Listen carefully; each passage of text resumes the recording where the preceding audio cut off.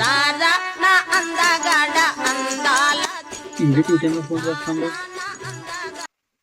Hello hello, అరే మామ నేను చెప్పరా. ఏం లేదురా, ఈ మధ్య నువ్వు కొద్దిగా తెల్లగా కనిపిస్తున్నావు కదా, అందుకని నాకు తెలిసిన కొన్ని మోటివేషన్ మాటలు చెప్తాను విను. చెప్పు. ఐశ్వర్య కోసం ఆస్తులు అమ్ముకోవడం కన్నా నిదానంగా నిర్మల ఉంచుకోవడమే బెటర్. ఎవరా నిర్మల? ఏదో మాట వార్తగా నీకు అర్థమయ్యే భాషలో ఒకటి చెప్పనా? సింహం నిద్రపోతుంది కదా దాని చూలుతో ఆడుకోగలమా, లేదా నువ్వు చూలు పెంచుకొని నువ్వు సింహం అయిపోగలవా? 7వ తరగతి చదివినోడు 80,000 సంపాదిస్తున్నాడని ఎంబీఏ చదివినోడు ఏం పీకలేక ఏడ్చాడంట.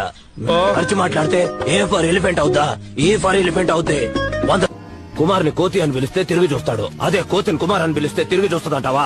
కోతిని కోతి అంటే మాత్రం తిరిగి చూస్తుందా? మాటకు మాట సమాధానం చెప్పొచ్చు, కానీ పోటీ పెట్టుకుని బోటీ తినగలవా?